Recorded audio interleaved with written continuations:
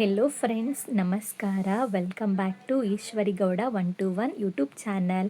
Please ನನ್ನ ಚಾನಲ್ನ subscribe ಆಗಿ. ಇವತ್ತಿನ ಟಾಪಿಕ್ ಬಂದು ವೆರಿ ಇಂಪಾರ್ಟೆಂಟ್ ಇಂಗ್ಲೀಷ್ ಸೆಂಟೆನ್ಸಸ್. ನಾವು ದಿನ ಬಳಸೋವಂತಹ ಕನ್ನಡ ವಾಕ್ಯಗಳನ್ನ ಇಂಗ್ಲೀಷ್ನಲ್ಲಿ ಹೇಗೆ ಹೇಳೋದು ಅಂತ ಇವತ್ತಿನ ವಿಡಿಯೋದಲ್ಲಿ ತಿಳಿಸ್ಕೊಡ್ತೀನಿ ನಿಮಗೆ. ಫಸ್ಟ್ನೇ ಸೆಂಟೆನ್ಸ್, ನಾನು ಸಂತೋಷವಾಗಿದ್ದೇನೆ. ಇಂಗ್ಲೀಷ್ನಲ್ಲಿ ಐ ಆಮ್ ಹ್ಯಾಪಿ. ಎರಡನೇ ಸೆಂಟೆನ್ಸ್, ನಾನು ದುಃಖದಲ್ಲಿದ್ದೇನೆ. I am sad. ಮೂರನೇ ಸೆಂಟೆನ್ಸ್, ನಾನು ಚೆನ್ನಾಗಿದ್ದೇನೆ. ಇಂಗ್ಲೀಷ್ನಲ್ಲಿ ಐ ಆಮ್ ಫೈನ್. ನಾಲ್ಕನೇದು, ನಾನು ಬಲಿಷ್ಠನಾಗಿದ್ದೇನೆ.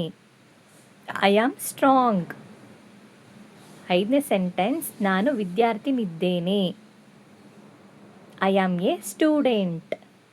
ಆರನೇ ಸೆಂಟೆನ್ಸ್, ನಾನು ಶಿಕ್ಷಕನಾಗಿದ್ದೇನೆ.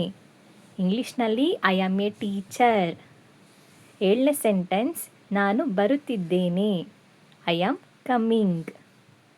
ಎಂಟನೇ ಸೆಂಟೆನ್ಸ್, ನಾನು ಹೋಗುತ್ತಿದ್ದೇನೆ. I am going.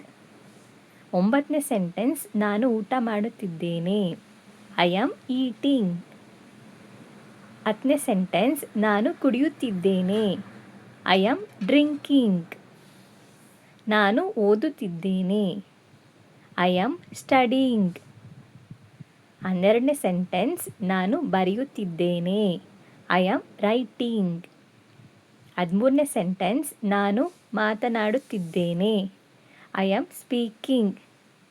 ನಾನು ಕೆಲಸ ಮಾಡುತ್ತಿದ್ದೇನೆ. I am working. 15ನೇ ಸೆಂಟೆನ್ಸ್, ನಾನು ನಿದ್ರೆ ಮಾಡುತ್ತಿದ್ದೇನೆ. I am sleeping. Thank you for watching.